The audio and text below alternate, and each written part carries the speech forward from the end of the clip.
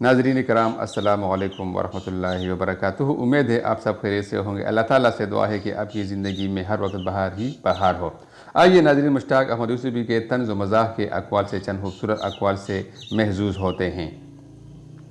छज्जर की दुम मक्खी उड़ाने के लिए, कुत्ते की दुम एलानी वफादारी, बिल्ली की दुम इंकशाफ़ जिन्स और ऊँट की दुम सतरपोशी के लिए बनाई गई है। इंसान की दुम इसलिए झड़ गई कि उसे रखने के लिए पतलून में कोई जगह नहीं छोड़ी गई है।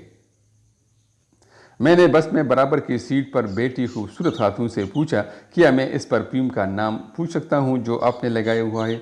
मैं अपनी बीवी को देना चाहता हूँ। खातून ने जवाबन कहा, ये आप अपनी बीवी को मत देना, वरना किसी भी जलील आदमी को उससे बात करने का बहाना मिल जाएगा।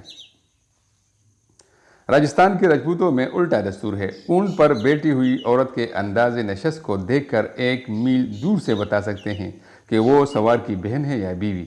बहन को राजपूत सरदार हमेशा आगे बैठाते हैं ताकि वो खुदा न ख्वास्ता गिर पड़े तो फौरन पता चल जाए। बीवी को पीछे बैठाते हैं।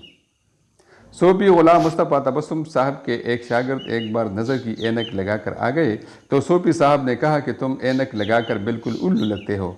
तो सूफी साहब का वो शागिर्द कहने लगा, उस्ताद मोहतरम, अगर मैं ये ऐनक न लगाऊं तो मुझे आप उल्लू लगते हैं। जिस तरह बाज़ खुशएतकाद लोगों का अभी तक ये ख्याल है कि हर बदसूरत औरत नेक चलन होती है, इसी तरह तिब्बी चलन में हर कड़वी चीज़ को मुसफ़्फ़ी खून तस्वुर किया जाता है। कैसे ज़माने और कैसे उस्ताद थे। लोगों से लोगों बात के भी लुग़वी मानी बताते थे।